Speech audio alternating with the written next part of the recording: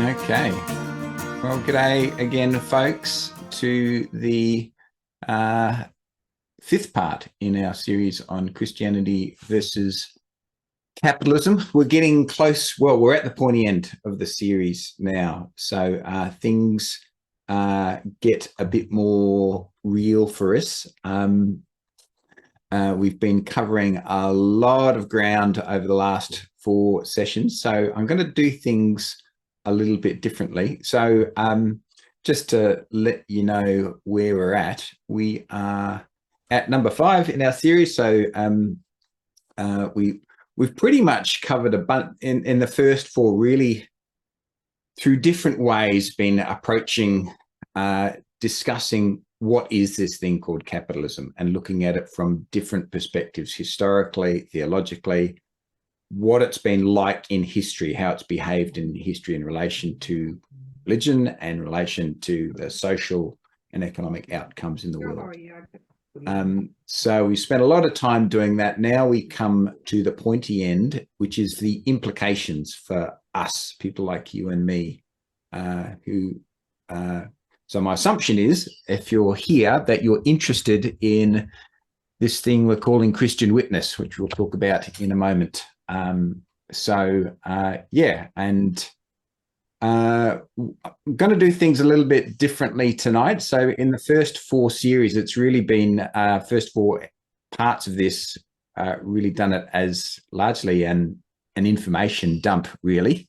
Quite a large information dump. So there's been a lot to take in. But I think it's time to slow down a bit now. So I'm going to pause at different points through this session just to see where you're tracking and see if there's any questions or things you want to talk about. But I think let's try, also feel free if while we're going through, if there's something you don't understand particularly or you want clarified, then just jump in, just unmute and jump in and ask your question. So feel free to do that as well. And I think let's give that a go. So hopefully we can take this more of a digestible pace, which is important because this is really where we're thinking about what it all means for us. It also means that probably on the current program I've got that the next one would be thinking about imagining post-capitalism, but probably I'm tending to think that this session, Christian Witness in the Midst of Capitalism, will take this one and next one. So it'll take 2 sessions. So in this one, we'll really set up the foundational ideas. And then in the next one, we will get into the really practical, what that looks like practically. And I'm hoping we'll get to talking about imagining post-capitalism as a part of that next part in a fortnight. So yeah, just reworking it a bit as we go there, but I'm feeling like that might be the better way to go. So pressing on then, our subject matter is Christian witness.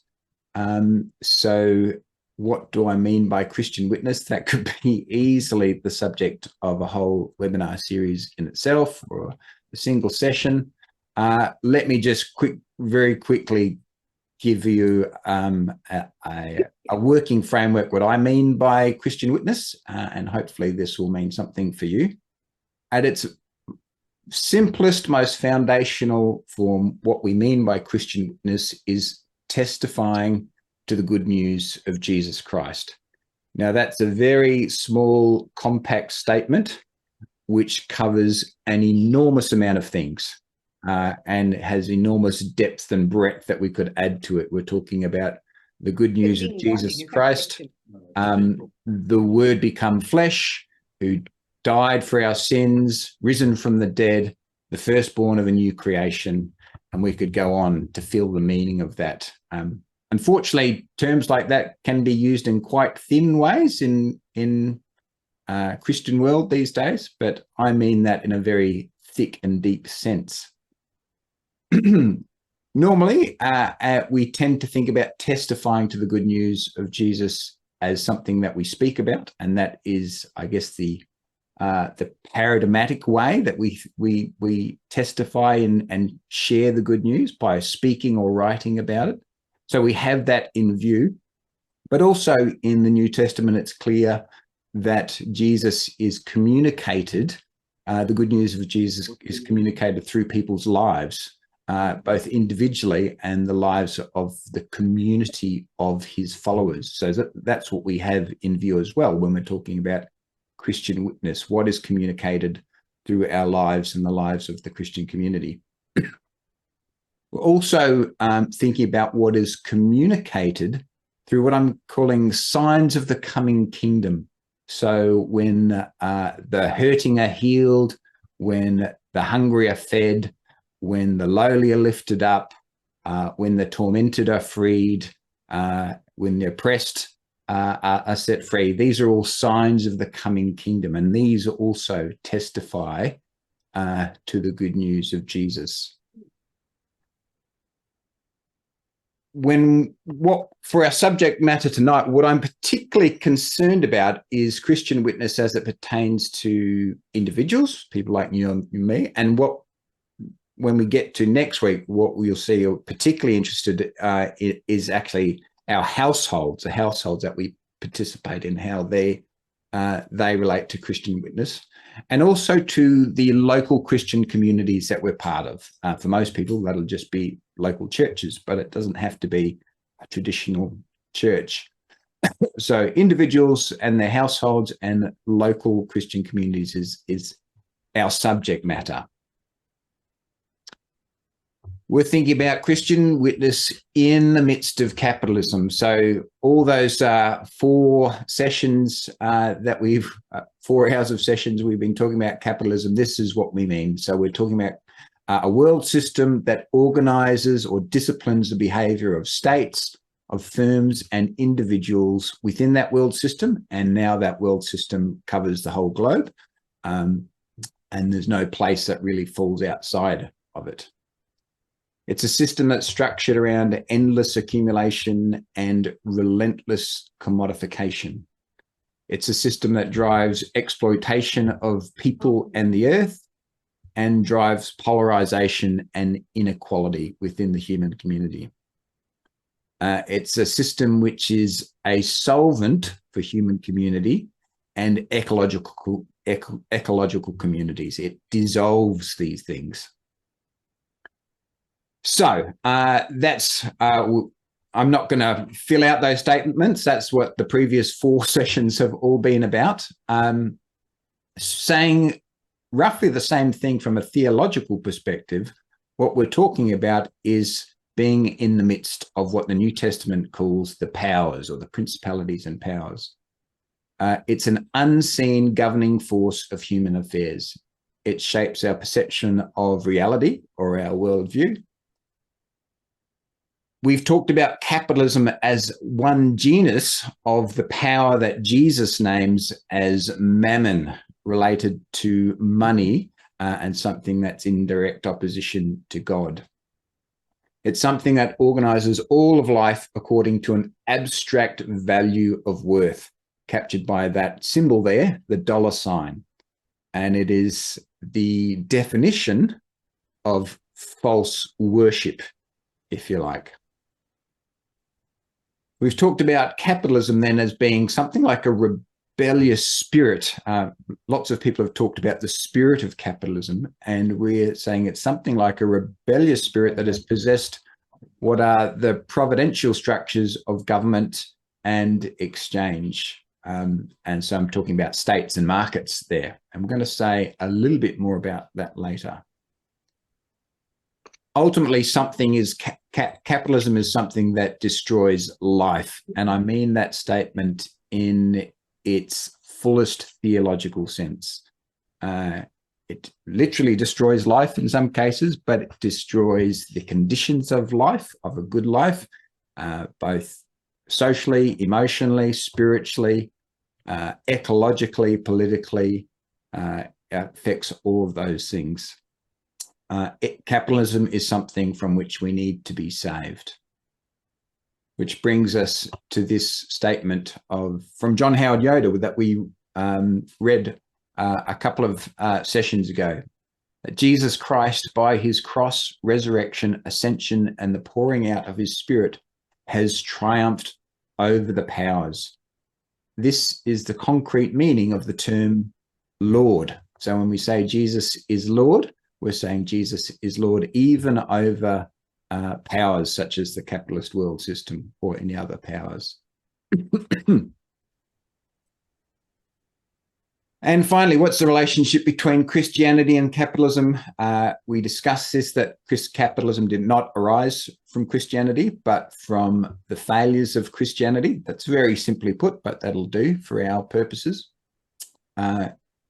Christianity, since the time of the Protestant Reformation, but not solely due to the Protestant Reformation, has largely accommodated itself to capitalism. And to do so, it has had to shrink itself into a privatized and spiritualized form of individualist religion to make way, to shrink its own claims, to make way for capitalism. And I have agreed with this statement by R.H. Tawney, the economic historian, that compromise is as impossible between the Church of Christ and the idolatry wealth, which is the practical religion of capitalist societies, as it was between the Church and the state idolatry of the Roman Empire. Folks, I might just get you to make sure you're muted if you can. If you're not muted, you've got a little bit of sound coming through. So Tawney's saying that, what he's saying is that that Christianity did make a compromise with capitalism, but it can't stay that way. If in the state of compromise, Christianity diminishes, it can't stay itself while compromising with capitalism. So if it's to be fully itself, these two must be opposed to each other. That's their natural state. So that's where we've got to after the last 4 sessions. I pretty much just summarized where we've got to in our launching off point into tonight. I'm just going to pause there just to see if there's any things you want to pick up from any of that before we move on.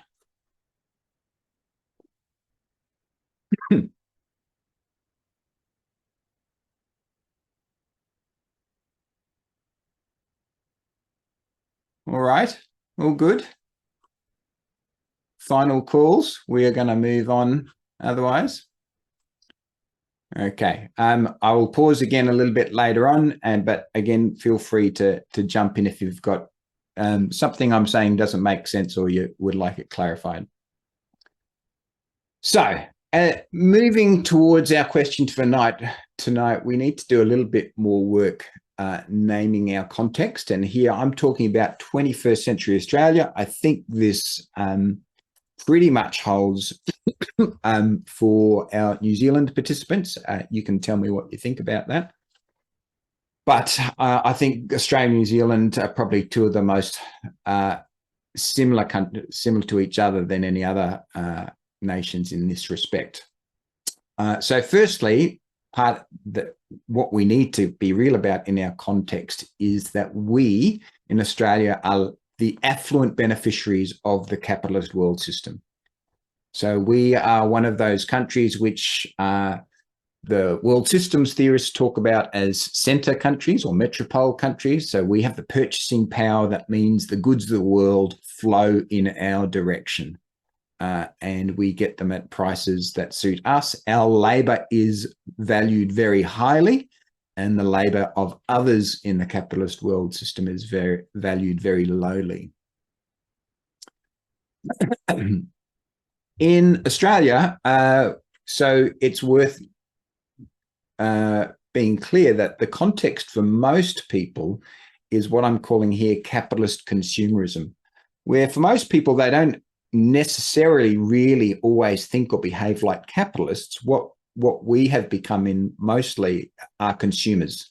And consumerism, we talked about this in one of the question sessions a little while ago, is something that serves capitalism. It's a product of capitalism.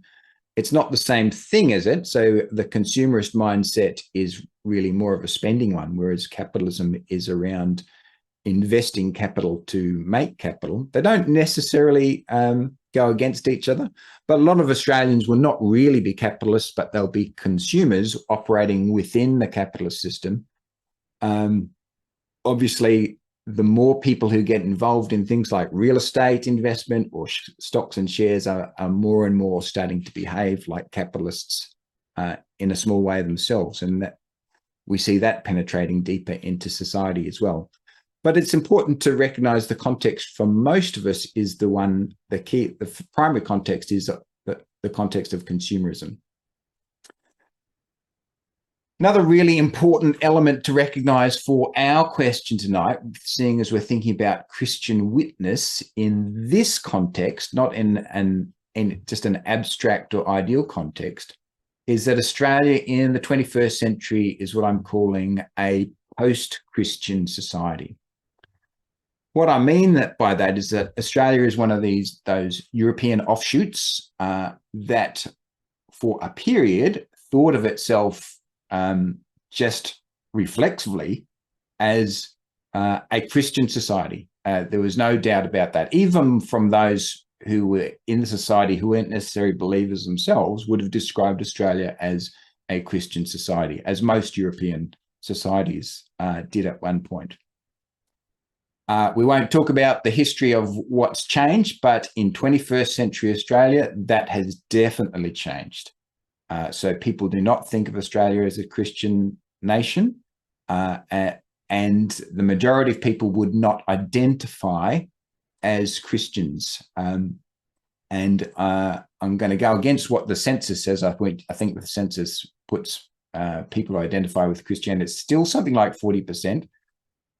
That's because they answer that question very differently from if you went into any workplace or school and asked people, put your hand up if you are a Christian, you would not get 43% of people putting their hands up. And I think the answer to that question is more like somewhere closer to between 10 to 15% who might do that. But we're a post-Christian society, which is, it's not just with a non-Christian society. There's actually been a shift in which there's been a rejection of Christianity. And that is significant because it's not that we're just, Australia is not necessarily an irreligious society, but that there's specifically, let's say, an animus towards Christianity that may not be there towards other religions. In rejecting Christianity, there's been something negative in the experience. And I would argue a lot of that has to do with the church's own failures in Australia and its longer history. Some of it's for other reasons as well. But the key point for us tonight is to be clear about that. And so that means we need to face up to the marginality of the church in Australia. So if you're thinking the answer to Christian witness in the midst of capitalism might be that the church just needs to speak out about capitalism, well, would that really make much difference these days? Even if it did, we need to be clear about the marginality of the church and that its voice no longer carries a moral authority in Australian society. And in many parts of Australia in society, it may even carry a negative moral authority. So whenever the church speaks, it may have be contrary to the purposes it's trying to achieve. We also need to, I think, be clear, following on from what Tawny's saying, that we do exist in a context where by and large, still the dominant forms of Christianity in our country are those accommodated to capitalism, in which we haven't made a problem of capitalism to the Christian life. So these things have tried to be reconciled and in many people's minds are. Finally, another thing I think we should pay attention to, this is, I won't say too much, but it's a big issue, is the problem of what I'm calling the problem of words in our time. That's the problem of communicating anything of moral significance, let alone religious significance, just via words, because words have become so polarized in the time of culture wars. And people particularly treat moral words with a lot of suspicion. They see words as really moral words as just a veiled bid for power. And so words convey less and less meaning in the time, the experience of the culture wars is these different groups sort of just shouting past each other and no one hearing anything. And so there's problems with just words, and probably Christian religious words more than others as well. And so that poses a real challenge for our context if we're thinking about Christian witness, where I said to start with, paradigmatically, we have thought about Christian witness in terms of speaking it, conveying it through words. I'm not suggesting... Can you give an example of one of those moral words that's a veil grab for power? Yeah, sure. Even to just to invoke words like sin and salvation, people to say sin is a problem, and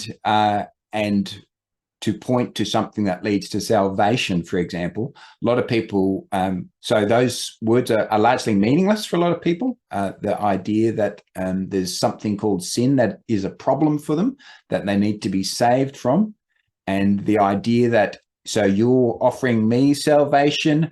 What you really want me to do is come into your club and under your authority. Really, that's really what you're asking. Does that's how a lot of people might treat something like that? Does that make sense? Was that Bruce who asked that question? No, it's Chris Hawke, and that's a good example. And that's enough. Thanks. You can move on. Yeah, good. Yeah, no, thanks for clarifying that.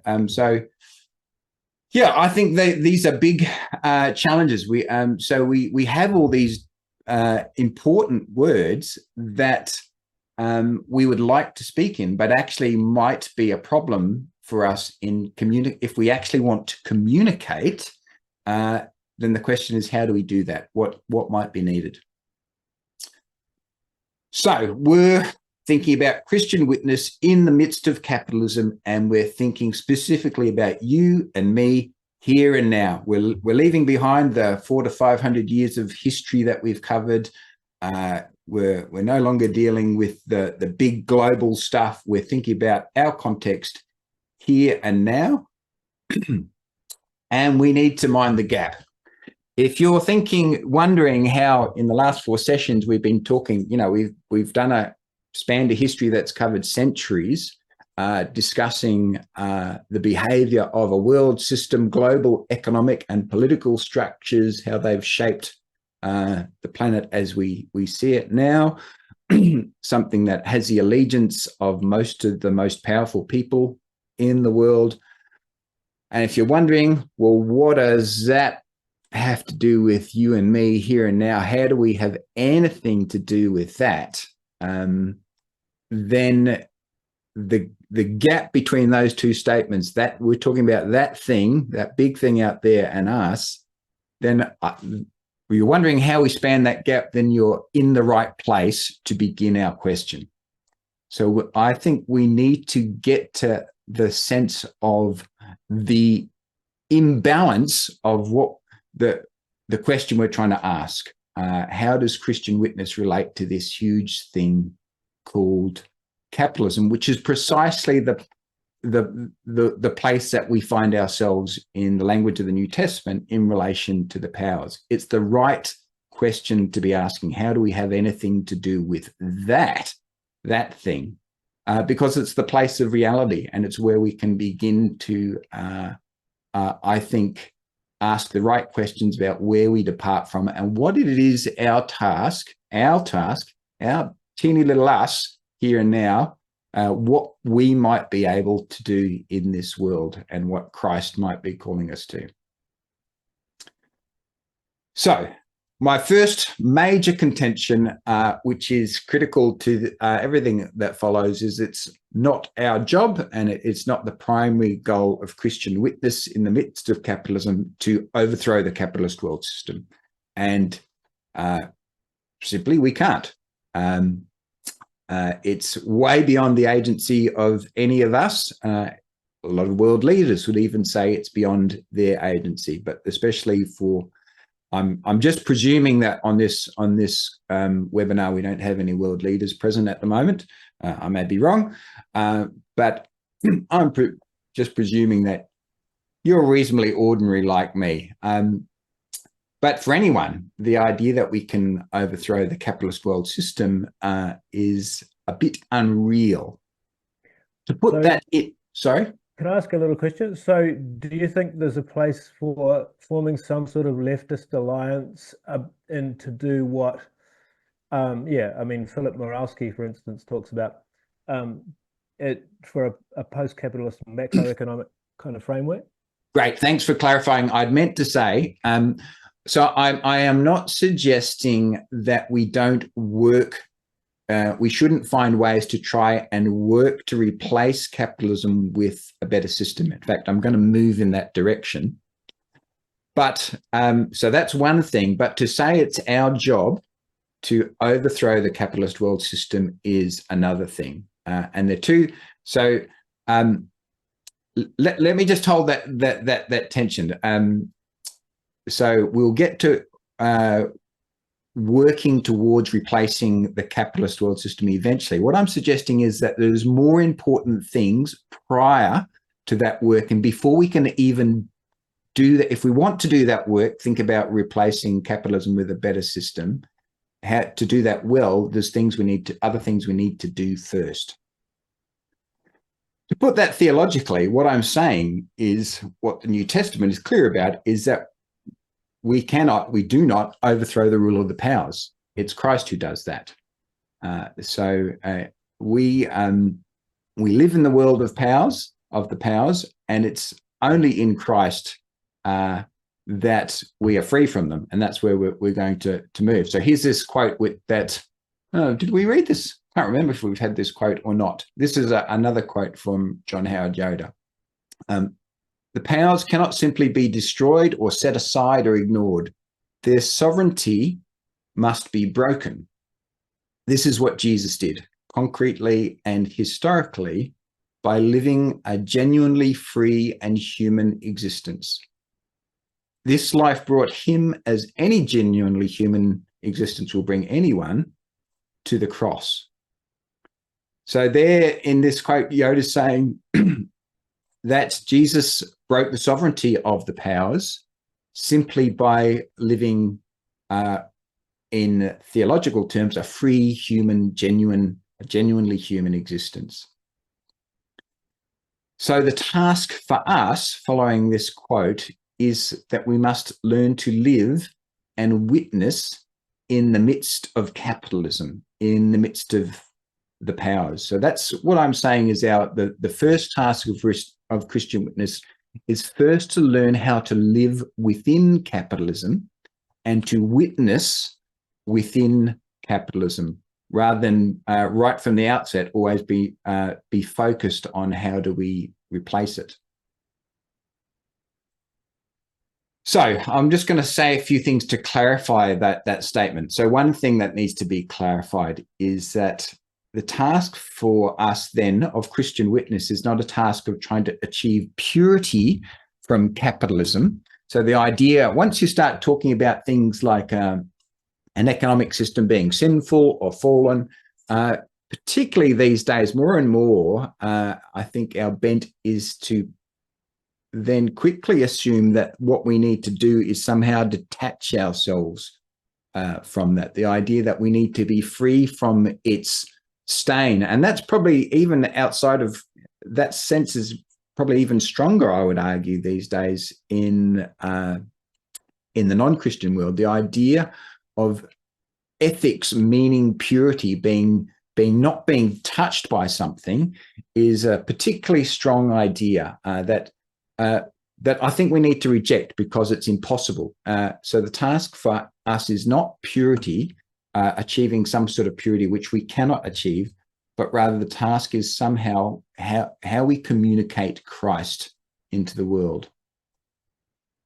So that means acknowledging the real constraints of our context, but also the real possibilities of our context. We'll get to the possibilities in a bit, but the constraints are that we must live in a capitalist world system and that we must live from its structures. There's pretty much, for most people, no choice about that.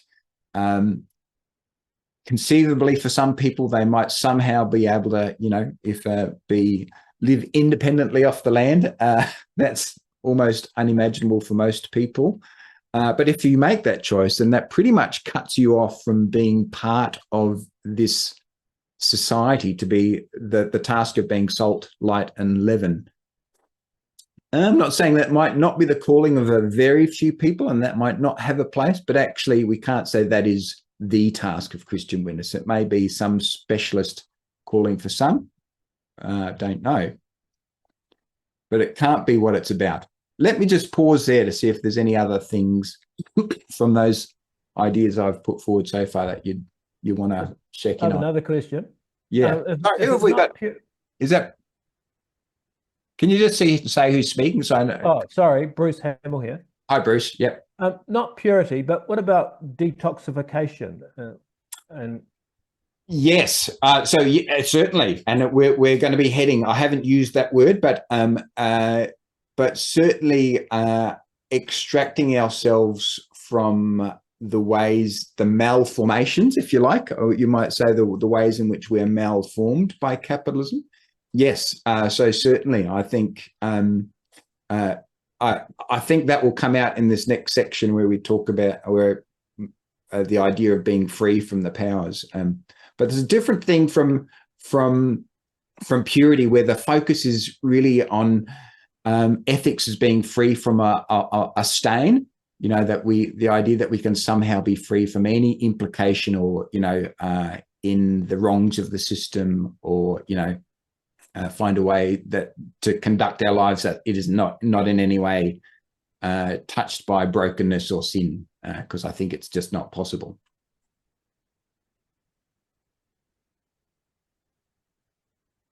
Any other questions? So Chris Hawke again. So why not be self-sufficient of the land? It's because it's preventing us from doing what? Well, so I think to be totally outside the capitalist world system, which means you're really sourcing almost nothing on what we'd consider to be the mainstream market, would seem unimaginable for most people. There'll be a small number of indigenous groups in the world, very tiny number, who are still doing that. And if they're able to do that, more power to them. But that is not our context. And we are people who are ensconced in this system. I'm assuming that by virtue of the fact that you're participating in this webinar, anyone here, that we're somehow involved in the general structures of Australian economic life, which means we're part of this system. To extract yourselves from that system, if that was something you wanted to try to do, I'm not going to say it's impossible, but would be so hard and would be such an immense work that you would be basically giving up the opportunity of most of the other elements of witness that we will be discussing to undertake that work. It would consume everything that you do. Does that make sense, Chris? Yep, that's enough. I'm certainly not suggesting that people shouldn't be trying to grow some of their own food or any of those sorts of things, or a bit self-sufficient, or as self-sufficient as they like. That's fine. But the idea that we can somehow be separate or outside the system is, even for most people who would be largely considered, close to some sort of what is generally called self-sufficiency, is generally people think of it as food self-sufficiency for a start. So there's a whole bunch of other things that need to be sourced. So I'm certainly not wanting to speak against people, moving to living off the land and those sorts of things, but just the idea that we can somehow live outside of the structures of this thing uncalled the capitalist world system. No worries. Go on. Yep. Any other questions?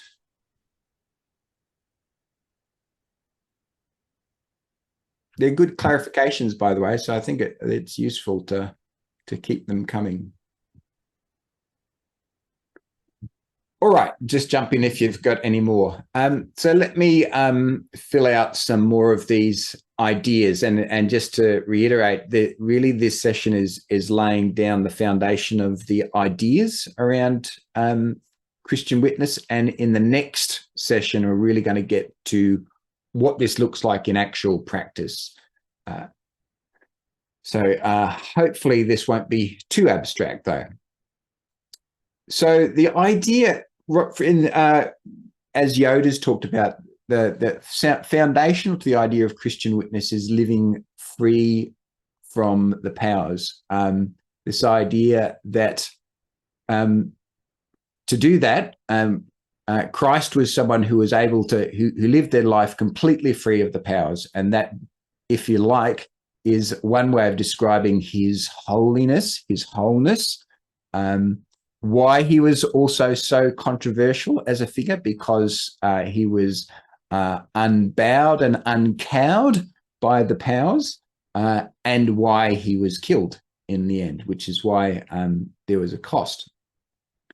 So what does that mean for us? It means that Christian witness means something like trying to remain, and all of this should be seen as statements of, to some extent, we shouldn't see them as binaries, trying to remain unseduced by capitalism in some way. So capitalism is something that has some sort of coercive power in our lives, but it's also incredibly seductive. And that too is in the nature of the powers, how the New Testament describes them. So one of the very core tasks of Christian witness is just to try and see through the lies and the seductions of capitalism and to remain unseduced by them. And so that's, I guess, a mental task at one level, but it actually has a lot of practical elements to it that we will come to later on. Another way of saying that is a different way, is that a core task of Christian witness in the midst of capitalism is simply just to live well. And when I say live well, I mean that in the fullest theological sense, to live good human lives, full human, rich human lives, or what Yoda called a genuinely free human existence.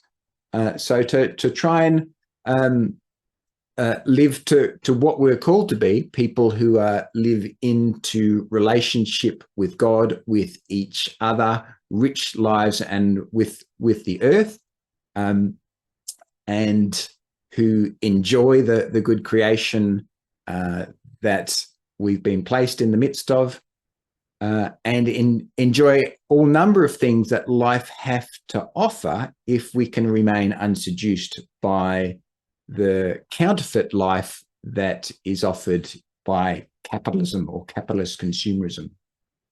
We'll fill out a bit. There's a lot of filling out to say what living well might look like. But that's, I think, a really foundational thing to keep in mind, rather than the idea that Christian witness is just something just about opposing or doing something hard. The idea that something actually is to what we're called to experience is goodness, ultimately. The fuller our experience of goodness in life is in itself a foundational witness in the midst of capitalism.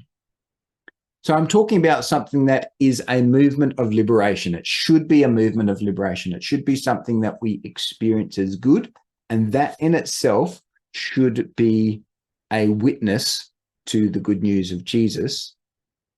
But such witness also comes at a cost, and that's something we have to recognize. Now, that is a generic statement about the Christian life and Christian witness. Okay, that is something that brings life and liberation, but if exercised in the world that we actually experience, comes at a cost, and of course led Christ to the cross. And it's true in the world of capitalism as well, that our witness, Christian witness, should be something that we experience as good and liberating, but may also come at a cost. And we'll discuss what some of those costs might be. Here's a quote from the theologian Hendrikus Berkhoff. He said, "We can only preach the manifold wisdom of God to mammon if our lives display that we are joyfully freed from its clutches." So this gets a little bit to what you were asking, Bruce, there, the idea of detoxification. Slowly, somehow, to some extent, weaning ourselves from the power of mammon and its seductions and its deceptions. So the core thesis I'm moving towards is this, that communicating Christ in this context cannot be accomplished merely by words alone. It requires lives and communities that are being reshaped by Christ. Now, again, that is, I would argue, a generic statement about the Christian life in the world. But I think it's doubly true in our particular context in Australia and probably New Zealand, where words have become problems, and specifically religious words, where the church has lost its moral authority to speak. If we're going to communicate lives, it has to somehow be related to something that's visible and tangible, and that's lives and communities of lives that are being lived according to a different structure, according to a different way. So just continuing on with our clarification of what it means to live free from the powers. I think something I've mentioned a couple of times so far in this series, but we haven't really done anything with, but now I think it becomes quite important to fill out, is the idea that although we've been talking about the capitalist world system, and that's a term by its very terminology seems to convey a certain amount of omnipresence and omnipotence, that's not actually true. And I think that's actually a shortcoming of that terminology, the capitalist world system, because capitalism is neither omnipresent nor omnipotent. There are still many areas of life today that lie beyond its grasp, or that are not, let's say, not wholly colonized by it. We could point to many elements of family life, of community groups, of church life, I hope, that lie beyond the grasp of capitalism. I'm not saying that capitalism hasn't in places got into all of these spaces. It has, but there are still many realms of these that for many of us that lie beyond the grasp of capitalism. They haven't been bent or distorted to its logic yet, even though they exist in a broader context where a lot of things are. So Just one of the... Can I just ask a question around that? Yes. Talk about realms not being colonized. I mean, is it Daniel Bell argues that capitalism shapes desire, and therefore it's us and as human beings that are kind of colonized in our minds, and therefore whatever space might not be colonized, we've still got, as it were, a set of desires that are being colonized. I think that's true, and so I'm going to come to. So I think that is true, and well, that's. I'm actually going to come to that very point in a moment. So yes, in a way, that's true that we, each of us, it's one of these things that colonizes our imaginations. But I don't think that's total. We're still able to think and practice what I'm calling non-capitalism in various contexts and spaces. It hasn't. It's not something. Could it ever be total? There are some people that actually argue that capitalism depends on there being spheres outside of it that don't operate to its logic, because otherwise, if the whole world did, then it would cannibalize itself completely, and the whole thing would collapse. That's beyond our scope. The important thing is to argue that it's not total. We need to be one. So there's a question of hope there. There's elements where capitalism is not yet, but also because actually it becomes very practical to the spaces in which we move, how we think about this, what we do and how we do it in the world. So what the point I'm going to make here is that I think one of the core tasks of Christian witness for us is learning to begin to learn to see those places and spaces where there is non-capitalism, and both in our lives, that in the world around us, beginning to learn how to practice it. Ourselves to engage this thing that I'm calling non-capitalism. We're going to have to fill that out, and how we nurture it in the broader world around us as well. These non-capitalisms. So this is where the rubber hits the road of a point I've been banging on about for a while now, is that we shouldn't simply think that capitalism is synonymous with all commerce, all markets, or all politics for that matter. There is still forms of commerce which do exist in a capitalist world system, but are not necessarily themselves always operating to a capitalist logic. Not all markets are fully captured and shaped to that logic either. And not all of political life is, although much of it is. Even in Australia today, in each of the main parties, each of them, although who I would argue would, all the core parties are pretty mostly aligned or to really support the structures of what I'm calling the capitalist world system. Each of them will also have elements of their, let's call them their political doctrine, which still remain in the world of supporting aspects of non-capitalism, and they will be contradictory to other parts of their doctrine for sure. So there are bits within those that we can support. So learning to see and practice and nurture non-capitalism is, I'm arguing, a key task of Christian witness. And further, that capitalism can be subverted and it can be pushed back. The missing piece in this webinar series at the moment is I haven't done a segment on a history of various forms of Christian witness in the midst of capitalism. So there have been, if we'd done a 7-part series, that would have been the other part to it. I would have done a history of some different forms of Christian witness, where we can see ways in which Christians have been involved in work that has led to the pushing back of capitalism in different times and places.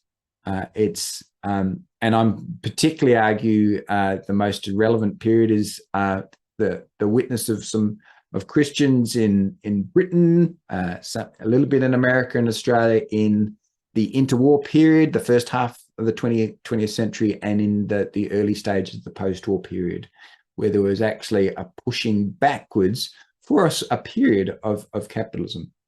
Anyway, I said we weren't going to do history, but it has been done and it can be done. So it's not, we shouldn't imagine that history is all in one direction here.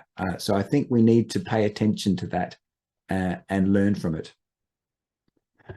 So another way of saying what I've just been saying there is a task of Christian witness is somehow finding ways of expanding capitalism-free zones. And I think I may have just coined that term for this webinar tonight. I'm not sure.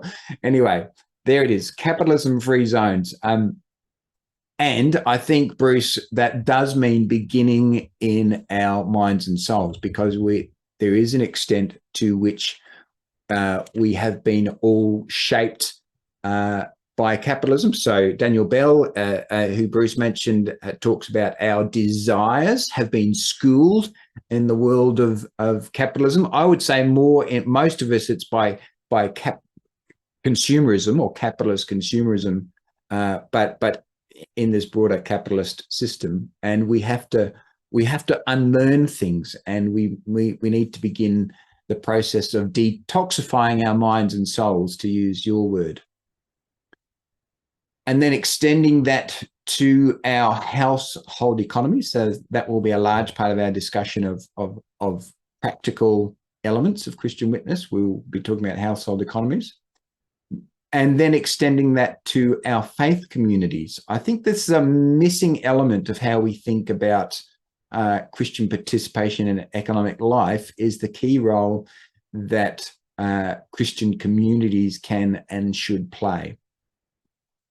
But that can further extend more broadly into our local communities and local markets, and there are ways that we can begin to support non-capitalism even within global markets as well.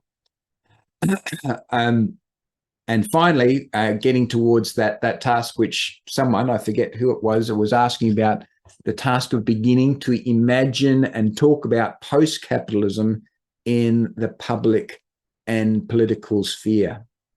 Now, I'm suggesting that we've got a bunch of work before we can do that last work well. I'm not actually saying that we have to get them all lined up to begin to do that.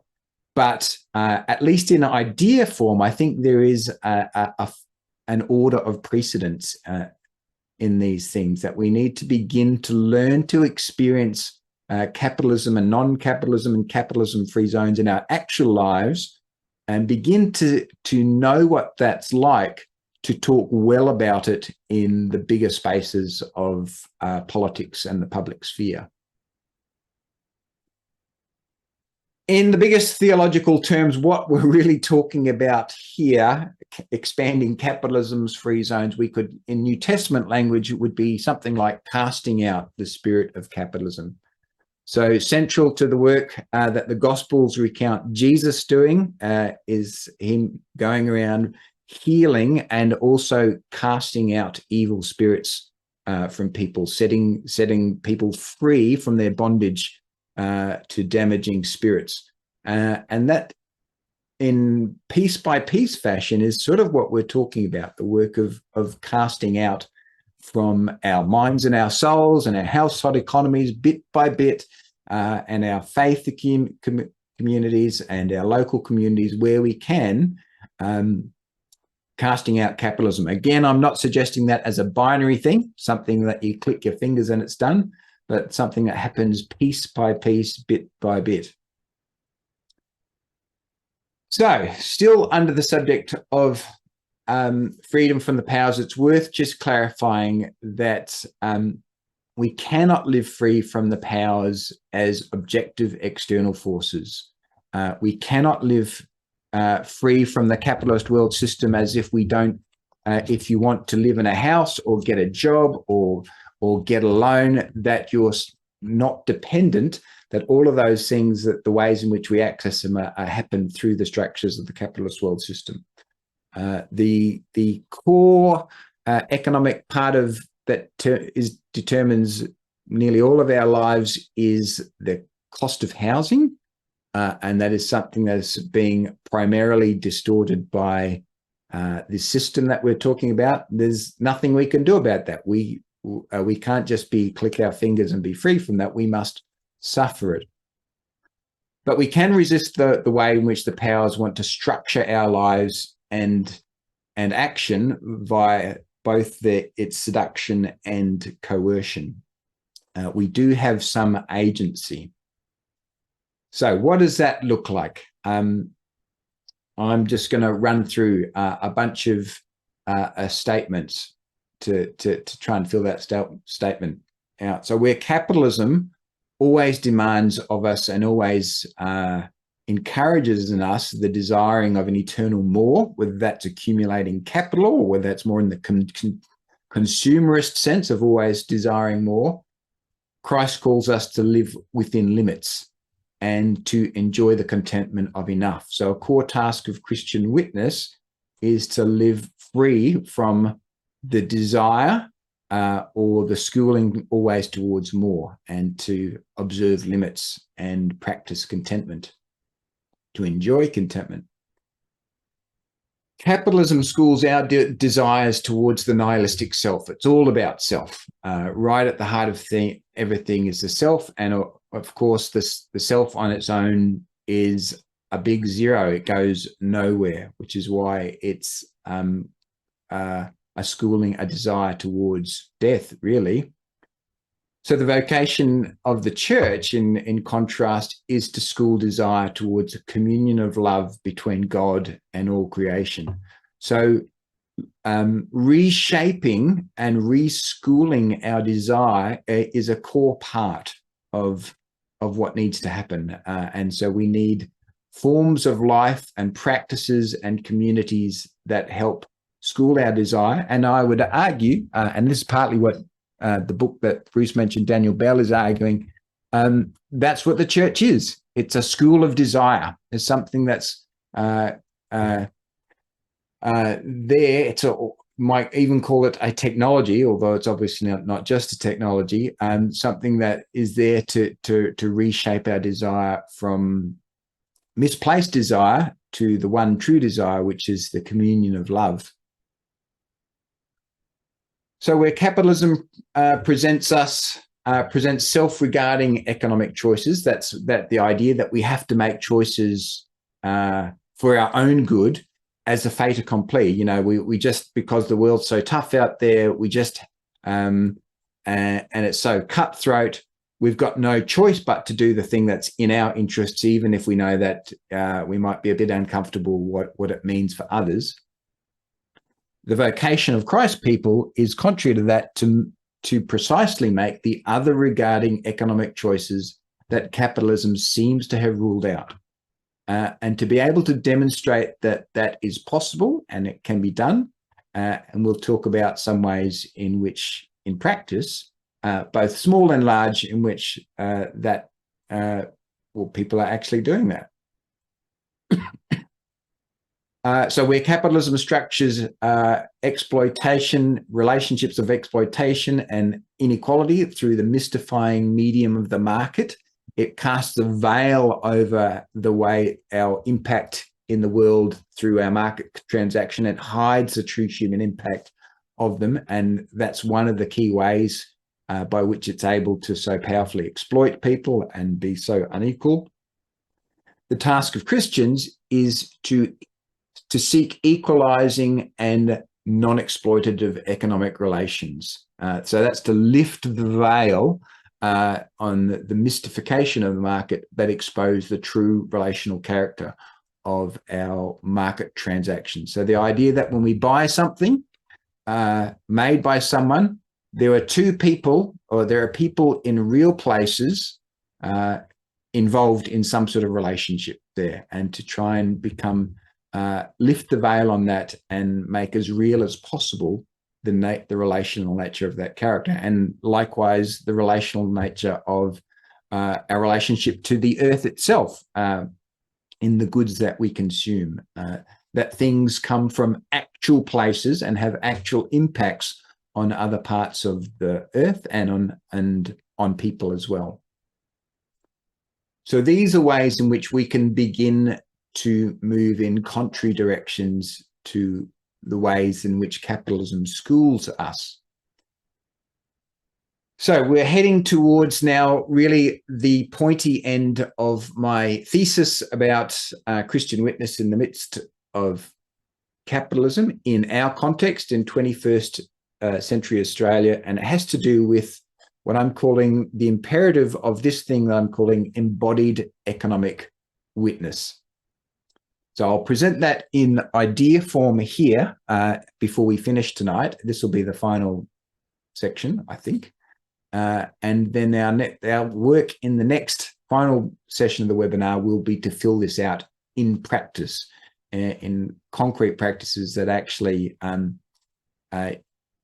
that seem hopefully fairly concrete and make sense, not just ideas. So what do I mean by the imperative of embodied witness? So we've talked so far about the problem of words and moral authority, and if we're to communicate Christ in this context, it requires something more. It requires lives lived to a different pattern.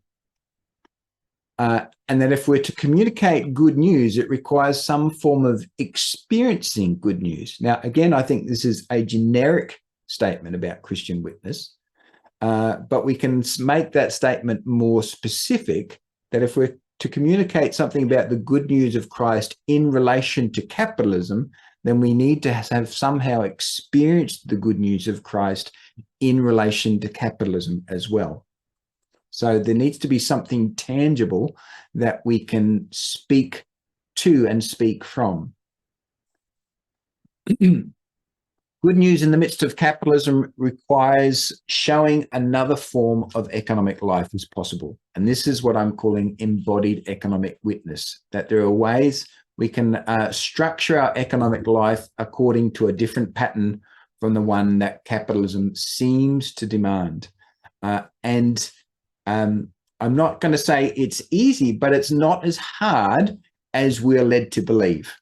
It's more possible than we are led to believe, and it can be done.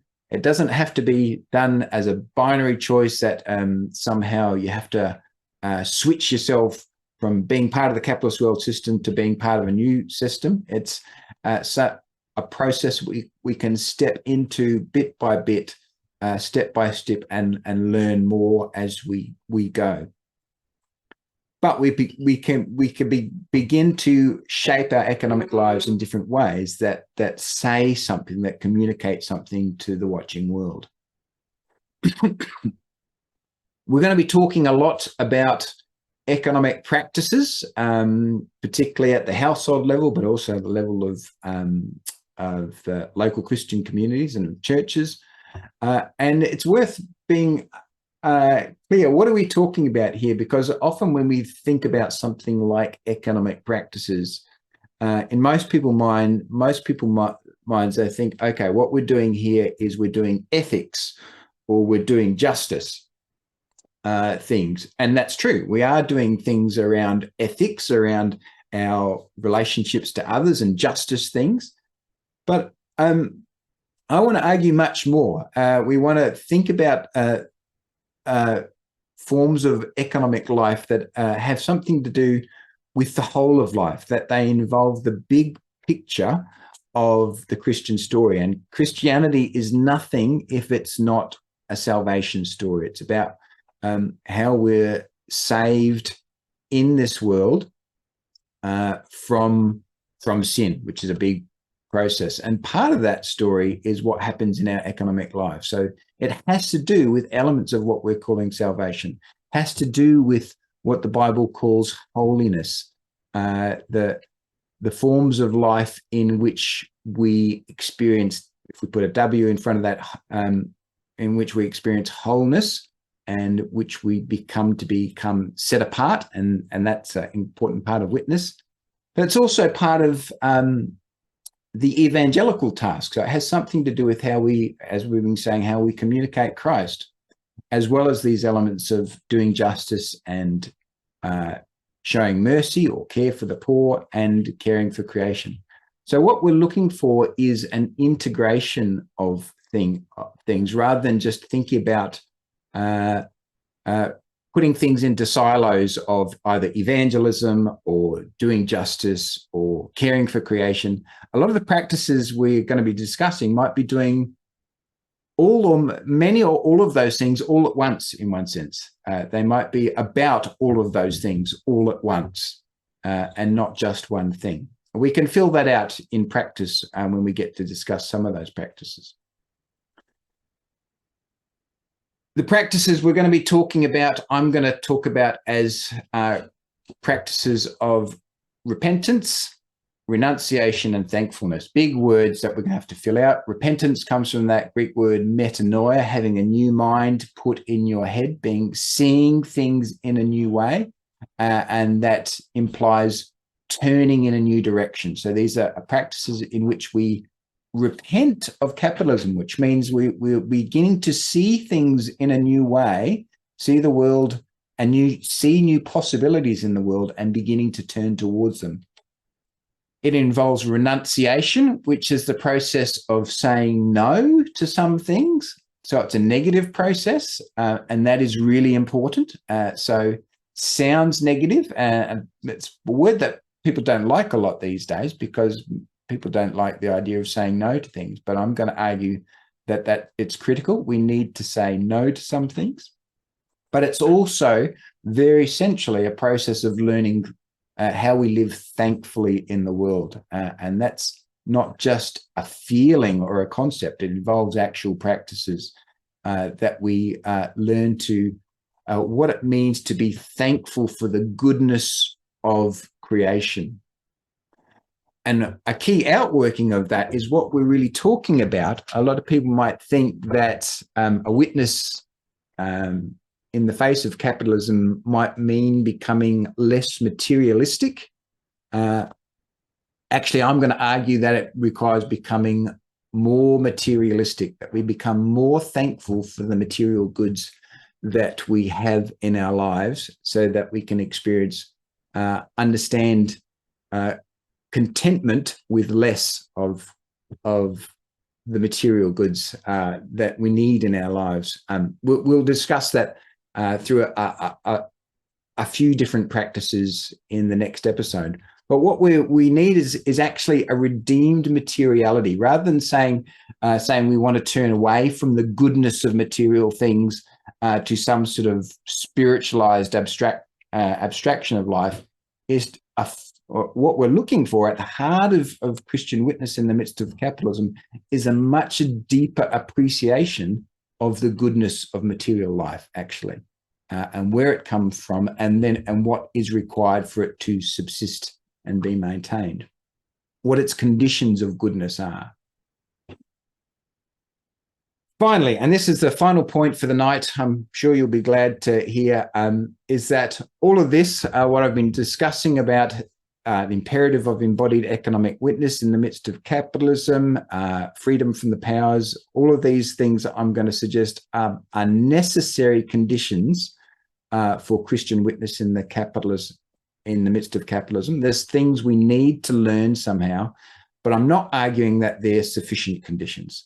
So I'm arguing that there's probably more as well in relation to the structure of our spiritual lives, our worshiping lives in churches, how we think and do theology and practice a Christian life. All of these things are important. So I'm not wanting to claim that this covers everything, but we're going to, I am wanting to argue that these are things that are necessary. So I'm going to stop there for once and for all tonight, and we have just a little bit more time left. Sorry, I feel like that was a lot that was dumped in that session. Let's just see where that's sitting and what questions we have or any responses.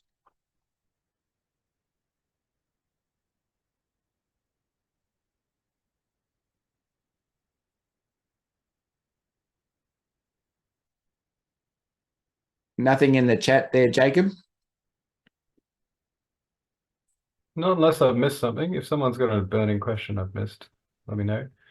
Maybe we'll get to this, but it does make me wonder, like, you mentioned withdrawing from the system, and most of us can't do that to a large degree, unless there are options. I'm not going to say it's impossible, but it also makes me think of, in terms of witnessing communally, unless there's kind of enough inertia or enough behind it, you often kind of just get sucked into whatever the norm is in your church or in your family or your household or whatever.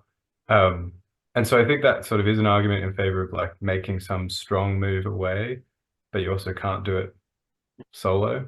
So I think just for many of us and people who are engaged with Manna Gum, it feels like a lot of them are trying to swim a slightly different direction, whether in society, culture, their church, or anything. almost solo. You know, we've got people from different states in Australia, we've got people from New Zealand. Do you have any like advice for that predicament and for like not just getting pulled into the mainstream in that situation? So you're saying we do need some form of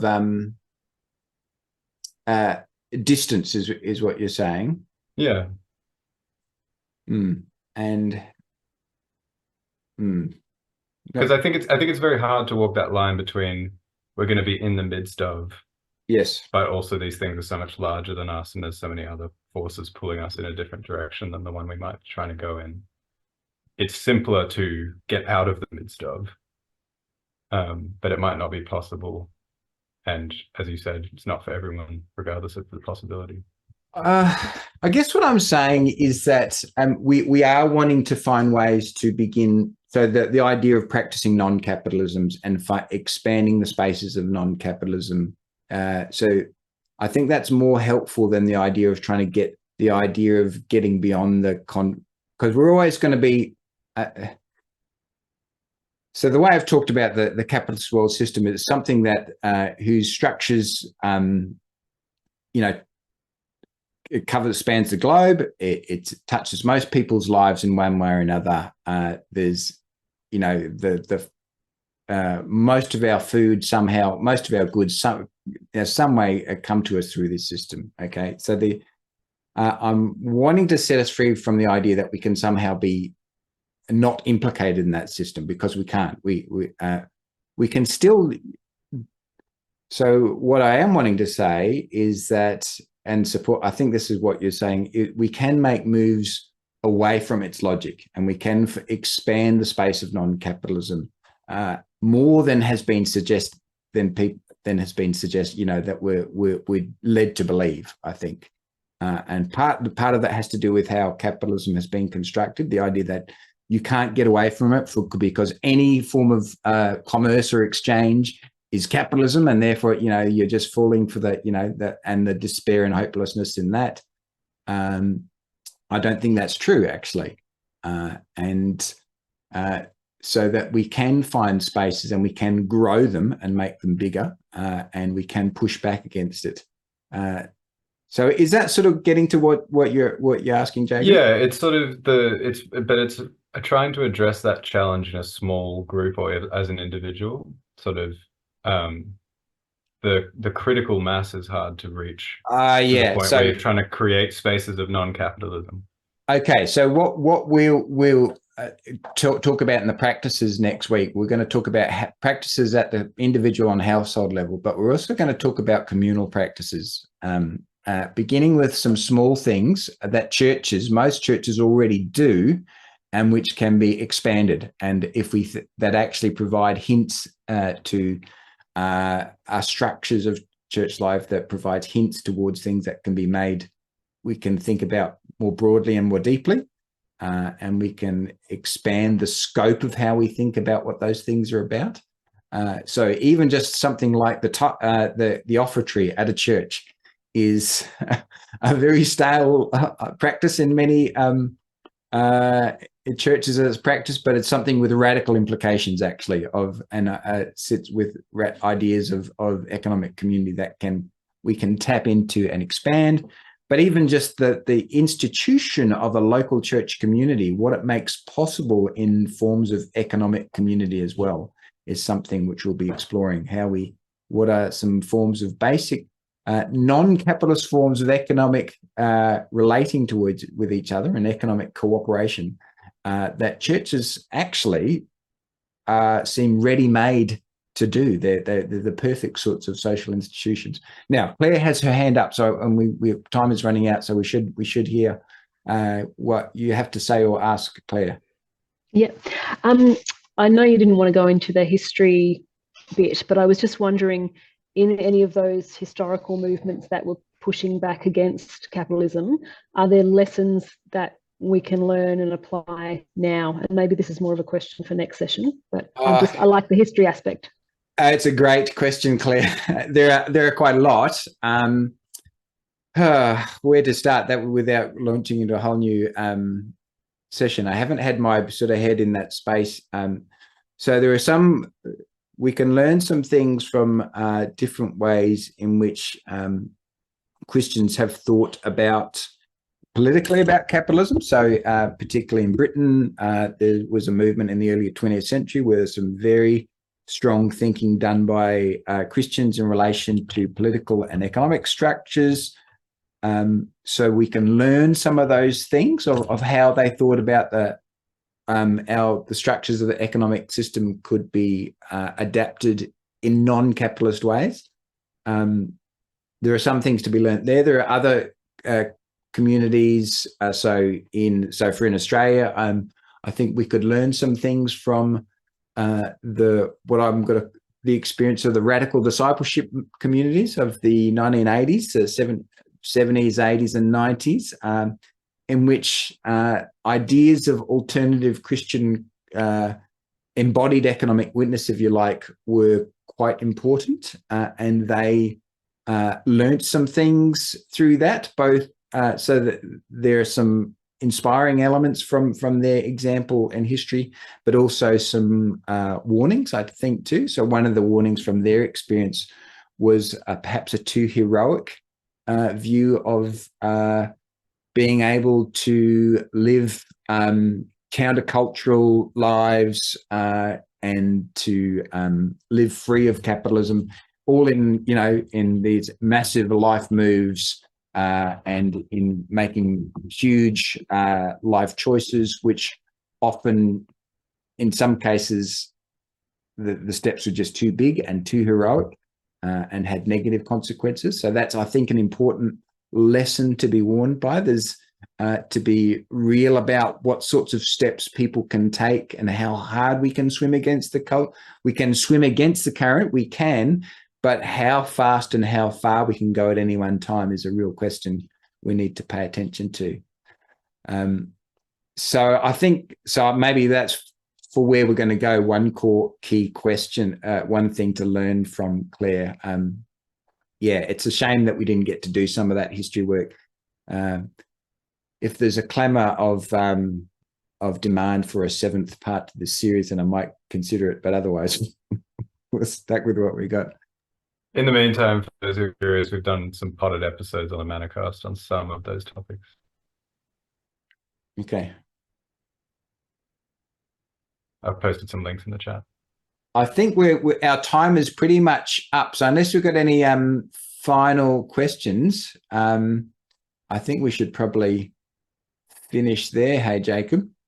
Can I throw in one to not answer now, but maybe you can include a bit next time. I'm just interested a bit more on back 80 minutes ago when you were talking about consumers, us being consumers. Yes. I guess what I'm interested in is does a consumer within a capitalist world system look, smell, taste, behave any different to a consumer in some other? But yeah, don't need that now. Just okay. That's a good question, and the answer is certainly yes, because we've been shaped by all sorts of just the very simple product of advertising and marketing is something that's been developed within capitalism, and it is at the heart of consumerism and the way that's shaped us and what our consumption is about. So what we're doing when we consume something is a very real question. That's, I think, something that has changed for us. But maybe, yeah, let's see if we can get to that. We will be talking about how we consume, practices of careful consumption in the next episode, and what that means to do that differently. But I think we should we've gone over time, so we should stick to what we've said and finish up. So next week, I promise we're going to get to the practical stuff about what these ideas might look like in reality for ordinary everyday Australians and Kiwis like you and me. So till then, thanks folks, and see you later.